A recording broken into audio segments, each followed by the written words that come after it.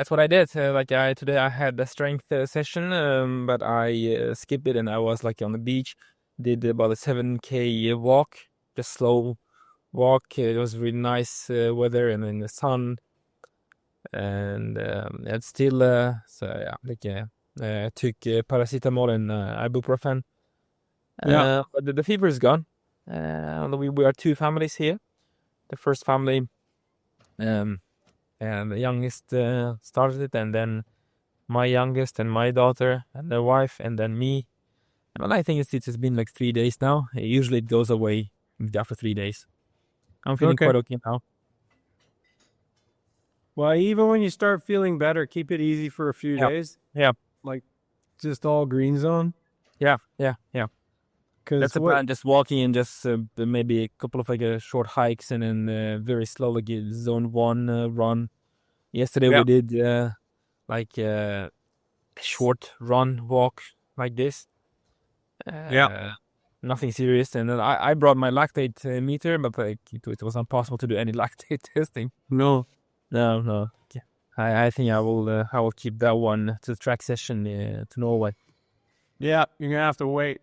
Yeah. Do you have access to an indoor track in Norway? Yeah. You do? Yeah. No problem. Oh, that's good. Yeah, it's about like 15 minutes drive from my. It's where we do swimming with the triathlon club. Okay. Yeah. It's a quite nice arena, actually. So I got something for you. Okay. So I noticed that on some of the sessions at the end of the set, you go really high with the power and the effort. Okay. So I got a new protocol for that. So if you're feeling like you want to do something like that, I want to change it so that it's a little bit different, and that's what I put in the document. Yeah, I read it. So I want you to do. So it's more like sport-specific resistance rather than really high lactate, okay? Because right now, your body's actually quite good at getting high lactate, like doing these very intense efforts, very glycolytic, lactate goes way up. So we actually want to reinforce the other side. We want to use the lactate rather than have it all going into the blood. But if you want to do something hard, I have something hard that's not going to be too fatiguing. So you put yourself in a big gear and you do just 5 to 8 second efforts. And the efforts are very strong efforts. But because it's only 5 to 8 seconds, it won't generate much lactate. But it's going to generate huge torque in your legs. So the cadence can be as low as 40. Okay. So it's very low cadence work. And what that means is the load per stroke is going to be very high. And you do it seated, not standing. And you only need to do a few of these. You do like maybe, you could do 4 to start. But you need to do a long recovery after. So like 3 minutes easy. And then but it is maximum. So it's as strong as you can go, but only for about 5 to 8 seconds, and then an easy recovery. And in your mind, it's a bit like weight training on the bike. Because if you think about the pushing, so it's the reps on each side. So we'll just try it, and you see how you do it. You're gonna have to wait until you're back home. Because you wouldn't be able to, well, right now, because with the fever, you're going to need a few days before you do something like this anyhow. But I put it in the document to remind you. So when you feel like, I want to do something hard, do this. Rather than doing the high lactate work on the bike, I think this will be quite useful. And what we will do over time is they might get a little bit longer for the duration, and we might shorten the rest a little bit. But to start, because this is something new and because the force is going to be so high, I just want to keep it short with long recoveries and see how you feel. It's normally pretty safe on the bike because there's no impact, but this can be quite a useful thing for you. We're going to do a lot of this type of lower cadence, higher force work, but this is kind of an example. But this is a good thing if you're in the mood to do something hard, do this because it's quite useful.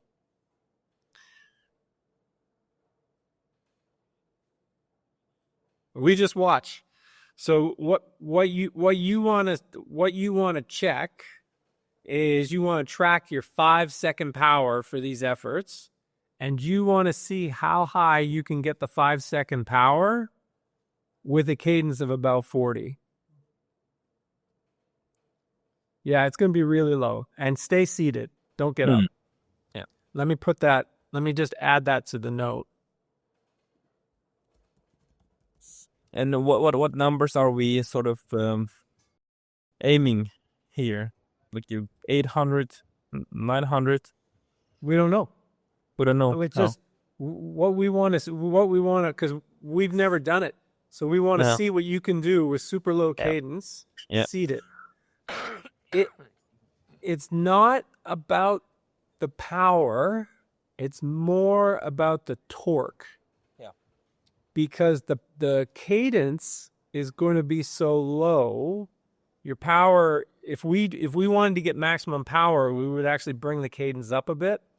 But this is what we're going to do is we're forcing the muscles to work very intensely for a short period of time. It is like the track cyclists that they have this crazy like torque, and then your big gear. Yeah. I've seen those videos. So this will be. It'll be. I think it'll be good. It also builds into a protocol that I like to use, and when we do some of the big gear work, it's going to feel much easier after doing the preparation. And this preparation should not tire you out because the efforts are short, the recoveries are long. There's not a lot of lactate generated, so it's an efficient session. It also forces you to recruit a lot of muscle fibers in the bike position. So if we think about the joint angles and the way you have to generate force on the bike, it's very specific, more specific than leg press and back squat and that. But everything's kind of related. So that was one thing. And then the other thing I wanted to talk about is just with RPE. Let's do, when you score it 1 to 5. And really what we're thinking about there is it kind of tracks to the zones.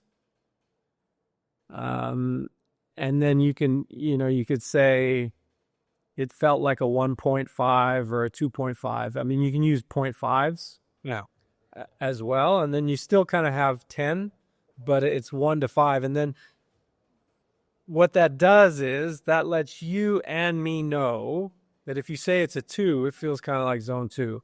And then I don't need to be converting it in my head. No. And then it's easier for me to understand how you're describing it. Yeah. Because like in my head, using the 5 zone like RPE is much easier because I'm still having some difficulty in using 10 scale. Yeah. If we stick to 1 to 5, that would be much easier. Yeah, I think that'll work. And then do you have your table for the fire and ice a bike ride? Can you pull that up? I can see it here. Let's see. I put it down.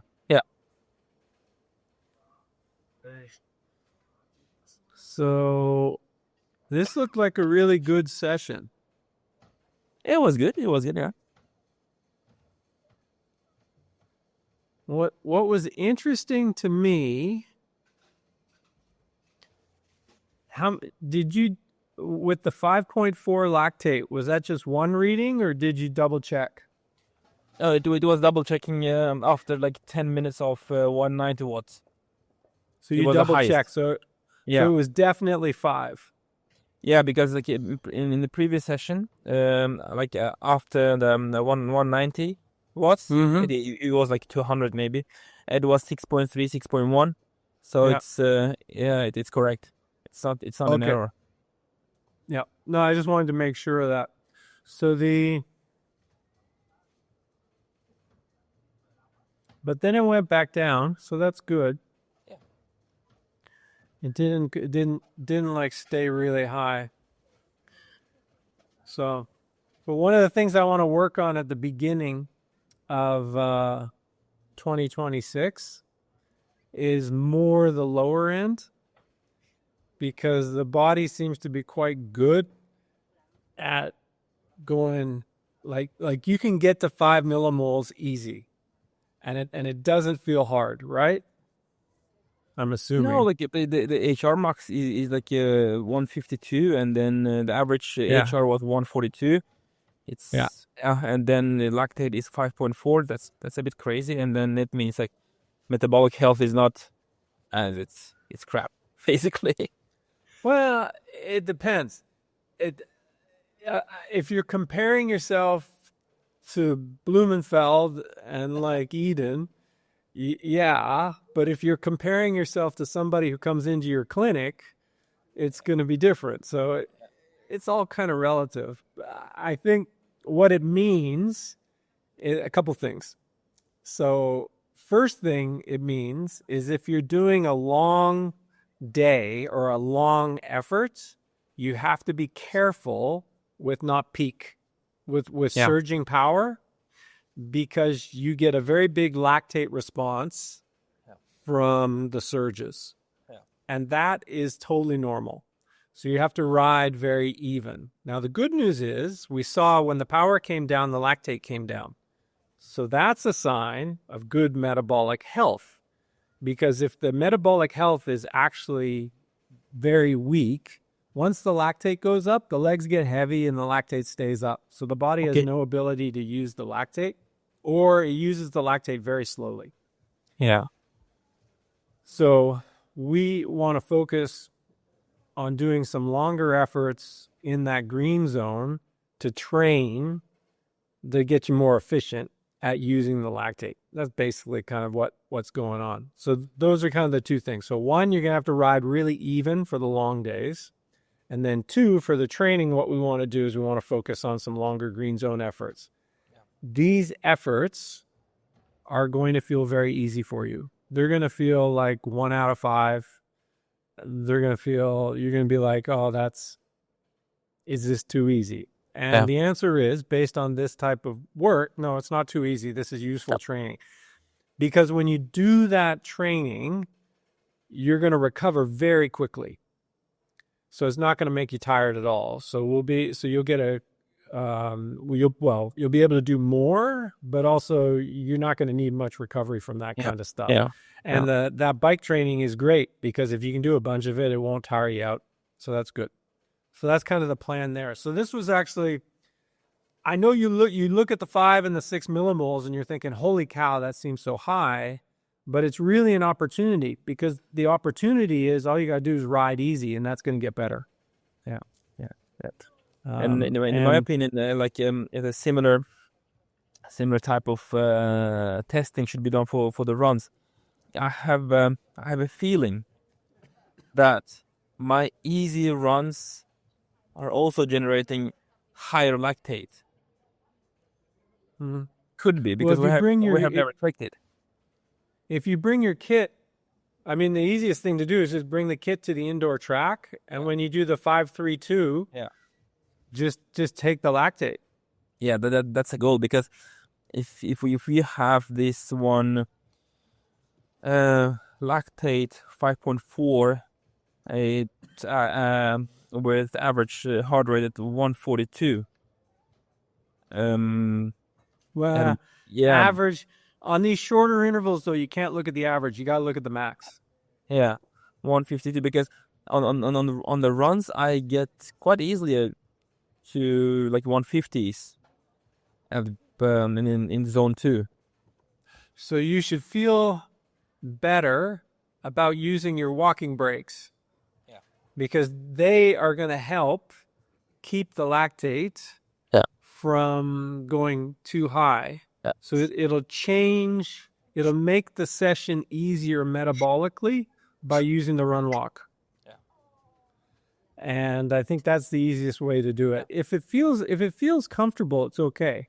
I mean, if you're running around and the lactate's like 2 millimoles, it's not a problem.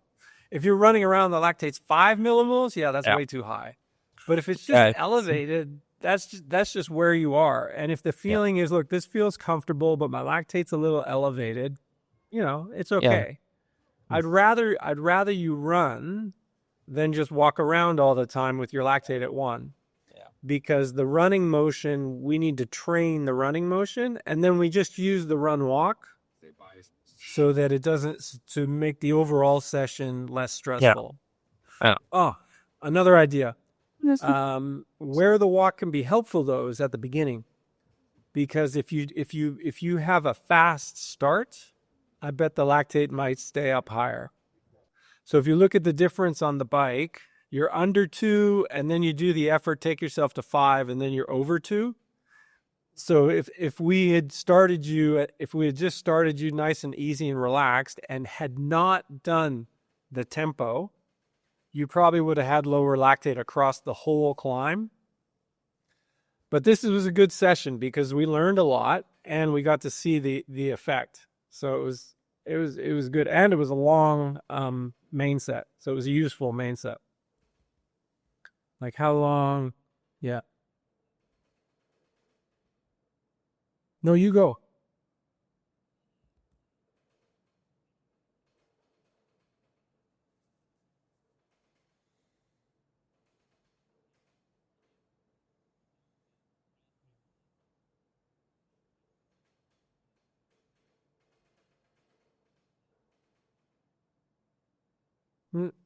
No, I don't think so, because one of the things you'll find as your fitness improves, you can actually take your lactate up and it's going to come right back down. So if we took the Bergen boys and they're doing a 3-hour ride, and we have Christian ride hard for 10 minutes, his lactate's going to come up. But then all he's got to do is ride 10 minutes steady, and it's going to come right back down. Yeah, that's what he does. It's just a fitness thing because they're so efficient. Whereas if you take a beginner, lactate goes up, lactate is going to stay up, and then the heart rate's going to come up, and it doesn't matter what they do. They're finished. Yeah. It's over. So I think it just depends on the athlete. So there's not as much information on the average. I think. Yeah. Well, I think so. Have the continuous lactate monitor as well, but so far there is no commercial one. They want. And the data I've seen. Yeah. The data I've seen, it looks it doesn't look stable. The reading doesn't look stable enough compared to doing the blood lactate. Okay. So I think it's using the fluid between the cells rather than the blood. I think it's called interstitial fluid. Yeah. And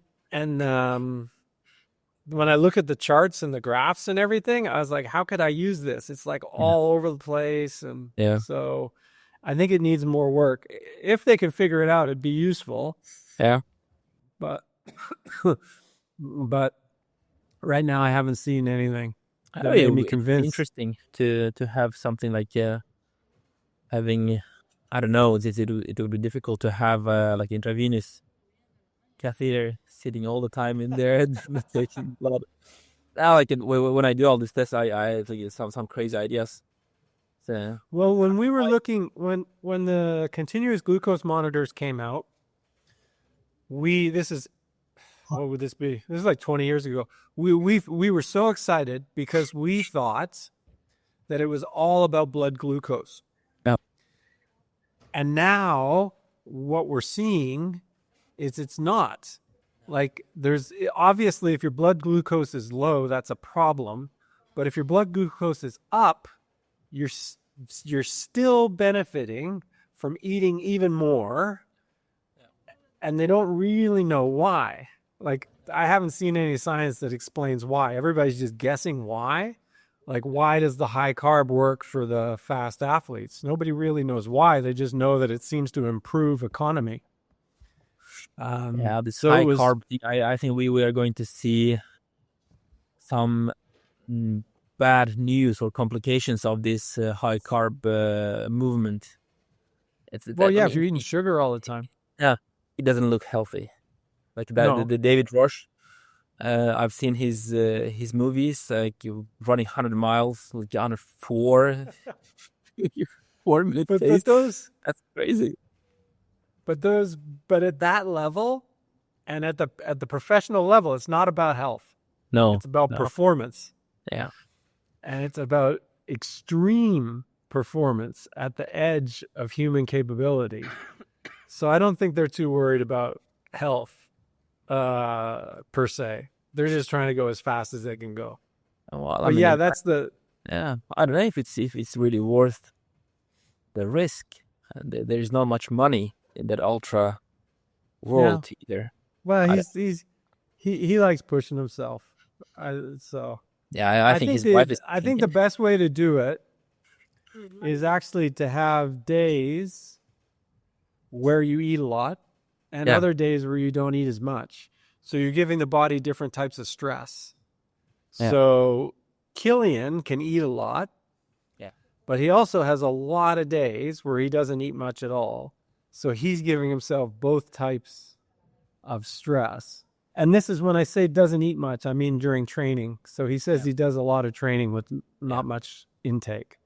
And so he's getting both. He's been doing some crazy testings without making it public. The other day I saw a post where he has been tracking osmolality in blood, and then his conclusion was that even though he thought he was hydrated enough, he was dehydrated like 1 liter or something deficit.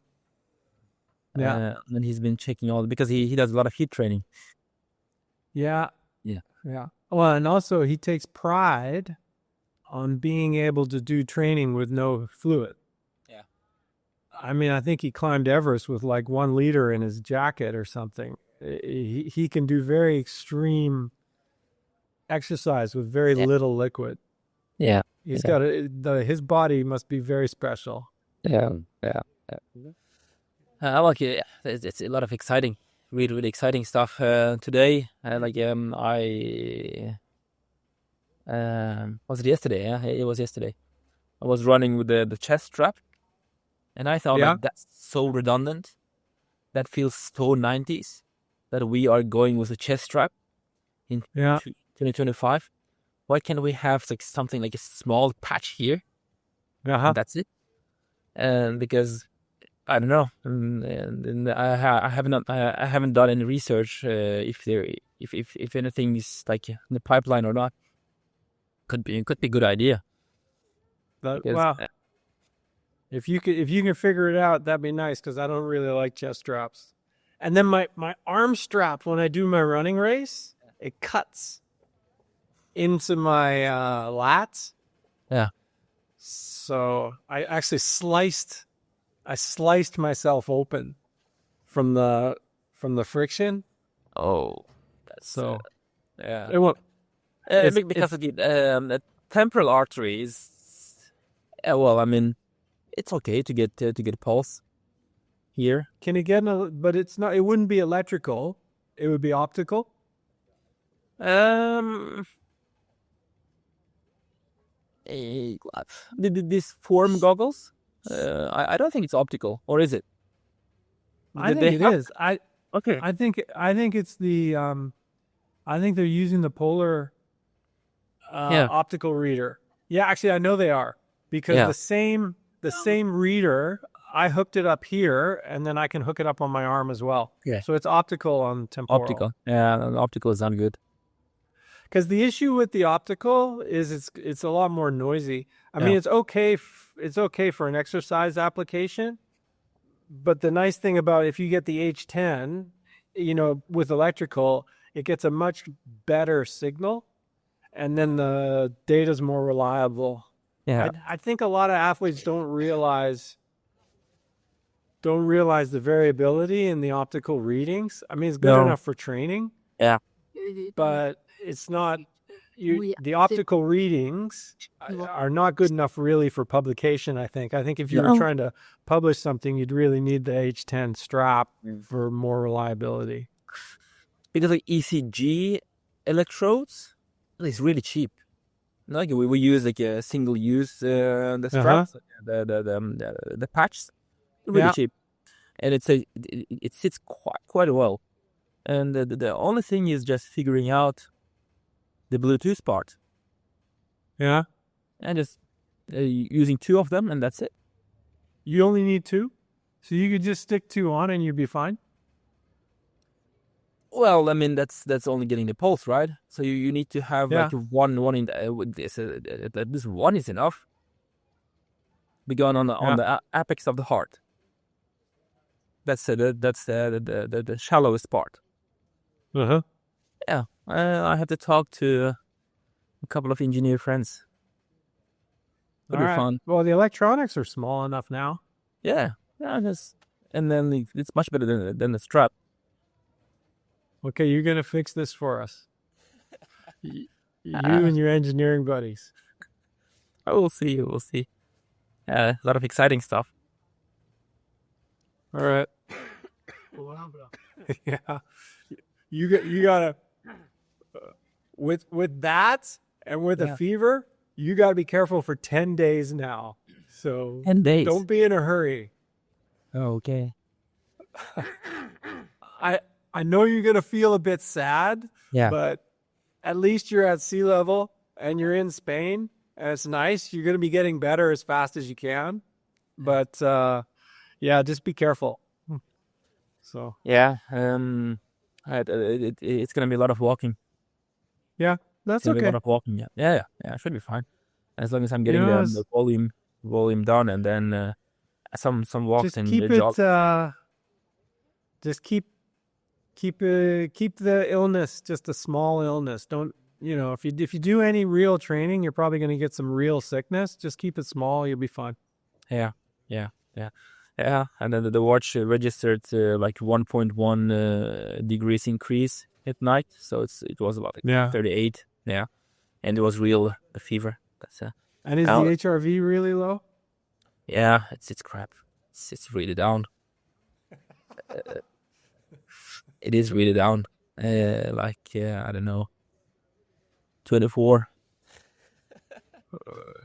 Yeah. Oh, there it is. Oh, yeah. Actually, it's a pretty nice chart. I can see it. Yeah, they make it in. Yeah. So you guys just wait. Oh, actually, it's interesting too. I can look back. Middle of December too. You had that quick dip, and then it came back up. So yeah, that was the short sickness. The short one. This one's a little bigger. Yeah, the resting heart rate is like 64. That's that's quite high. Yeah, I can see that too. The pulse came up here. Yeah, and then last time pulse came up a little, but not so much. Yeah. Well, it's a temperature, like fever explains the high resting heart rate. Yeah. So I just I'm keeping it with paracetamol and then ibuprofen without anything else, so should be fine. Today I'm gonna publish a post on stretching. Okay. Yeah, should be fun because lessons learned from that mountain ultra where I had the leg injury. So came out quite an okay post, I guess. And there are a couple of sort of friends who are asking me to help them with their training. So like they're asking me to coach them.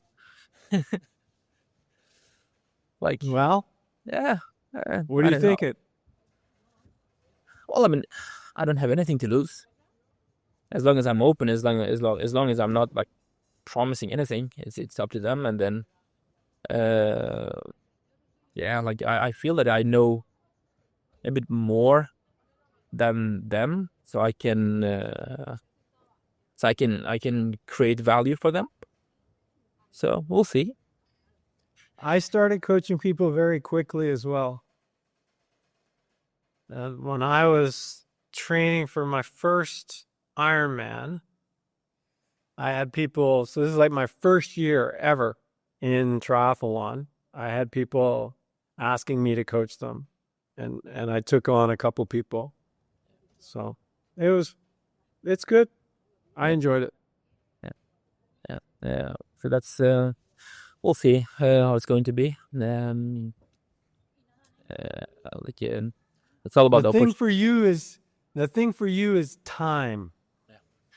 So that would be the one thing I'd be cautious about, is just making sure your time commitment with the coaching is okay. So it would be like a little bit would be okay, but if you started to do more, it'd be like, oh, now I'm getting really busy. And that's what I found. When I took the people on, I had the time. So okay. And then you're back on the 1st. Well, we should go back to Sunday calls. So it's like July. Sorry, January. Would January 4th work? Yeah. Anytime that works for you, like I'll make time. Well, because I like that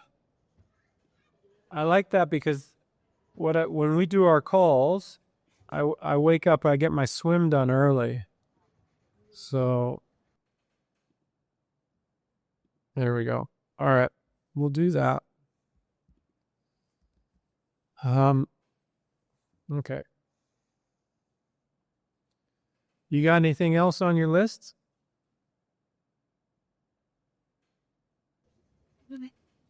On the list, not anything like the particular. Still have the swim game 2 weeks to go, and I'll finish that up. And for the gym sessions, I'm keeping the traditional strength program. I changed it a bit, like it was like from. I increased the weight, but reduced the reps. Yeah. Glad you brought that up. So after the break, your first traditional gym session that you go back to, 1 set of everything, 15 reps, light. That's it. Okay. So when you get back home, your first time in the gym, just do 1 set of 15 of everything, and then see how it goes. After the illness, should be fine. If what you want to be looking for, if there's going to be a problem, about 3 or 4 hours after you do the session, you're going to get really tired. Yeah. So you'll have a, I think it's the hormones, they're going to tank. So just watch for that. If it, but you should be okay. But that's what you want to watch for. On the post-viral, you can often feel good when you train, but then a few hours later, it's like And you crash there. you dip. Yeah, it's a crash. And then And I think they say it's something to do with cortisol, but I don't know my hormones very well. You'll know better than me. okay, and then the rest I will just keep it light in zone 1, at least for 1 week, like you said, 10 days. Yeah, I think you see, and the other thing is you'll be able to bring the green zone. You'll be able to bring back normally a little like before you can bring back any tempo. But that's good because that's where we want to train. And same thing when you go back into the swim game. If the session says do something fast, maybe just do it. Just don't do it fast. Just do it and get the body moving again. You're gonna see it in your HRV if you do too much anyhow, because it'll go back down. Yeah, the HRV. Yeah, it's I don't know. Is it possible to increase HRV or like over time? It's very individual. So I think it is, but I think it increases. Well, first off, we're tracking a signal that's very noisy. So it's a very noisy signal. So if it's increasing slowly, it's difficult to see because the improvement is going to be much smaller than the noise that we're measuring. So where I saw improvement was just in year over year. Yeah. Okay. So I couldn't see it in the data until I had like 2.5 years of data. And Alan did a post talking about HRV improving. So I was like, okay, well, let's look at some long-term averages and compare. And yeah, like my long-term average has been moving up every season. But if it moves, if it moves from, let's say it was 42 when I started or something, and then it moves to 46 or 47, but it's moving around all the time, you don't see that. But I am definitely much higher now than I was. So we're 2025, 21. So I started 4 years ago. So let's say 4 years ago, I was probably 40. And like now, maybe I'm 50. Oh, I don't have it on this phone. Actually, hold on. I can tell you exactly because it's a good question. So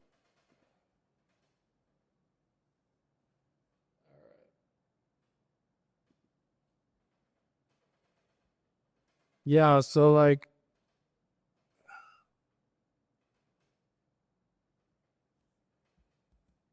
my normal range is 55 to 65 now.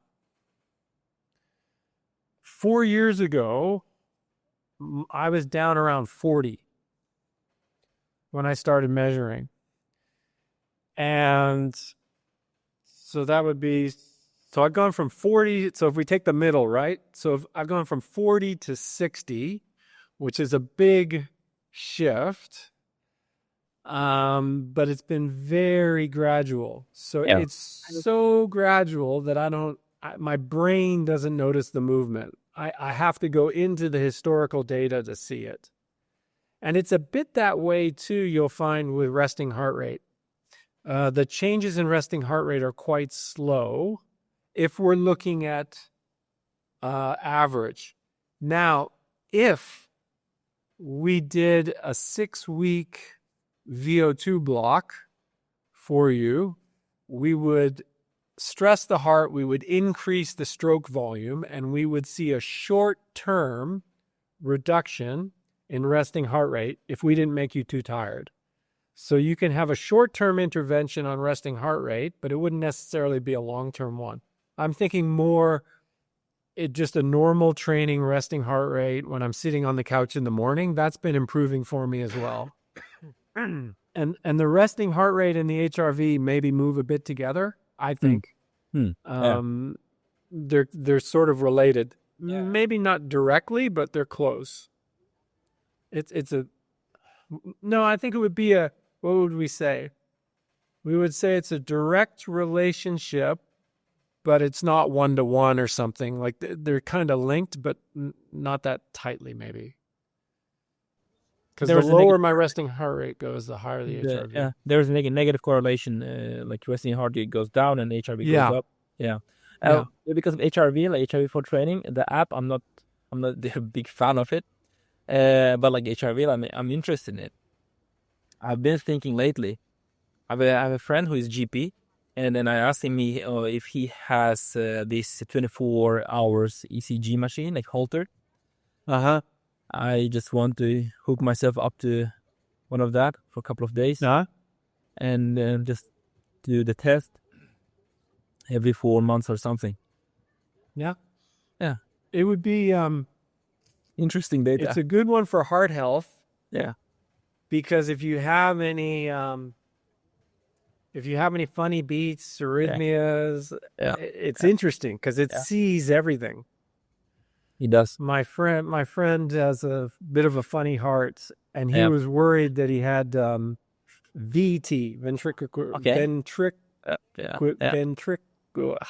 Can you say it?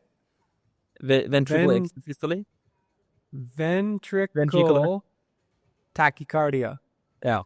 He was worried he was getting that. Yeah. Not good. So he did the Holter.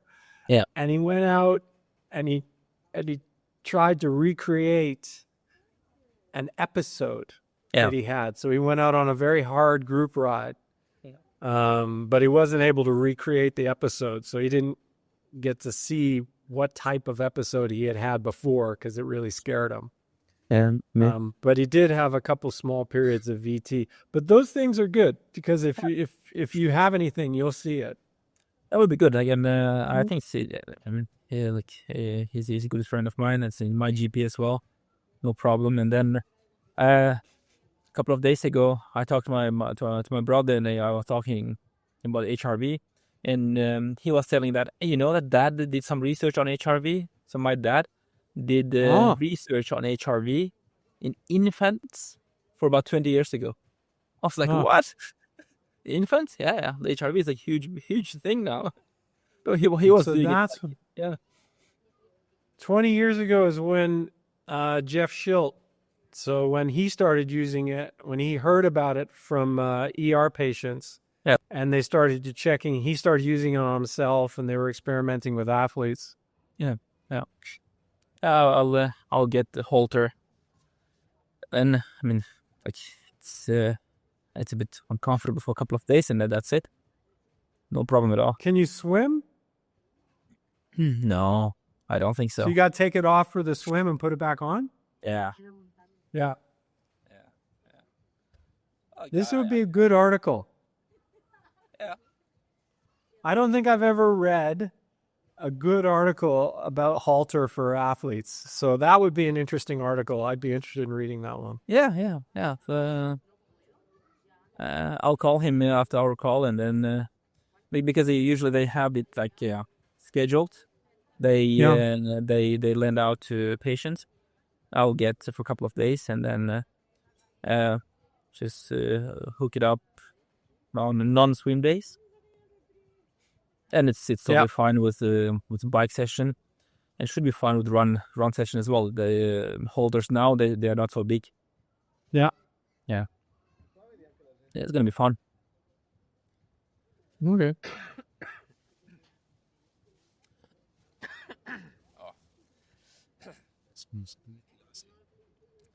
It's just a sickness. It's not a big deal.